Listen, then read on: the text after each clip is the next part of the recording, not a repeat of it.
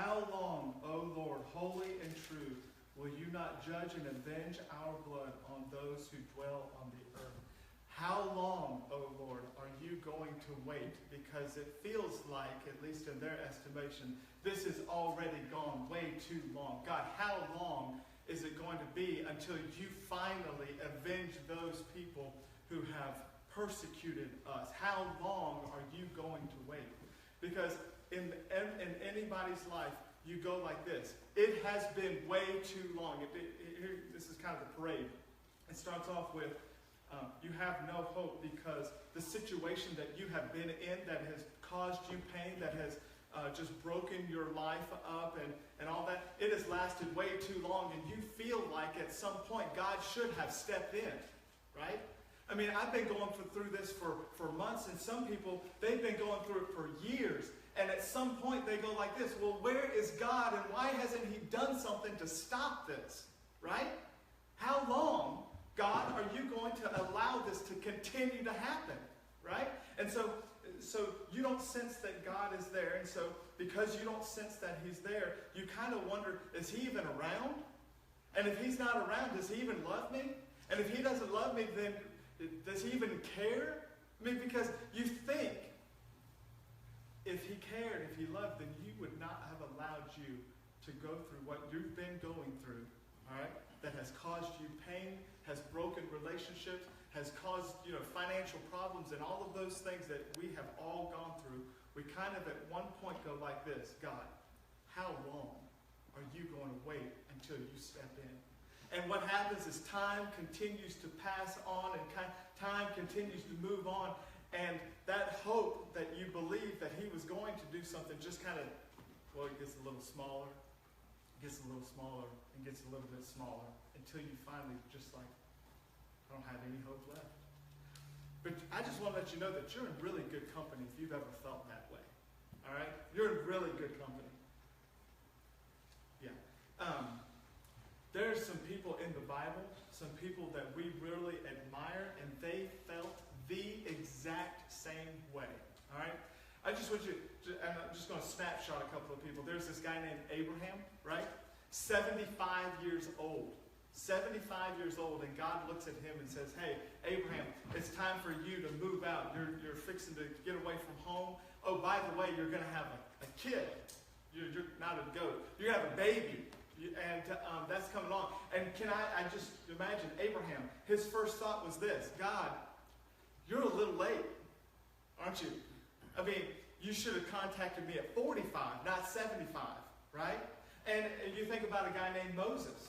Moses was 80 years old, and God looked at him and says, now you're going to go back and you're going to free an entire nation of slaves, and you're going to free them from Egypt, the strongest government on the planet at that time. And Moses was like, that's a really good plan, but you're a little too late. I'm 80. 80-year-olds aren't doing this nowadays, right? Just think about this. Let's go to Jesus, right? Jesus' best friend has just died, all right? His name was Lazarus.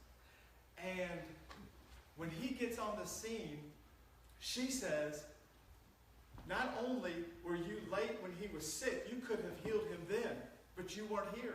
You were late, right? Where were you? I mean, that's the first thing that Mary, when Jesus rolls up on the scene, what's the first thing that she does? Where have you been? He was sick. You weren't here. He died. You weren't here. The funeral's over. You weren't here. 4 days have passed. Where have you been? You are what? Go ahead. Hey. You're late. Now you agree, right? You're like, oh yeah, now I understand. That he's always late, isn't he? But I just kind of, let me just throw this in here. Let me do a picture here. He wanted a painter to paint him a picture. I want to get a picture of hope, and I want to put it on my wall, right? And so this painter says, oh yeah, I can do that. No, not a problem at all. And so he starts to paint this picture, right? And the sky is black, and there's lightning filling the sky, and all of the trees are knocked down, and these as trees are knocked down on houses. And the whole scene, it looks like that of complete calamity. I mean, it's just, it looks horrible. And the guy looks at the painter and goes, you misunderstood me. I said, I wanted a picture of hope. And the painter said, I'm not done yet. And so what this painter did is he painted a little bluebird right in the very corner of this painting. And this little bluebird is singing his lungs out. And there's this one ray of light, that comes from the sky, and it kind of just spotlights this little bird. And he said, this is what true hope really looks like. When everything around you looks like God is not there, when everything around you looks like it is falling apart, when everything around you just looks like God has picked up and left the room, you can know for sure that God is with you, and that just like that little bird who's living through all of the chaos of what is going on in this world, he has hope.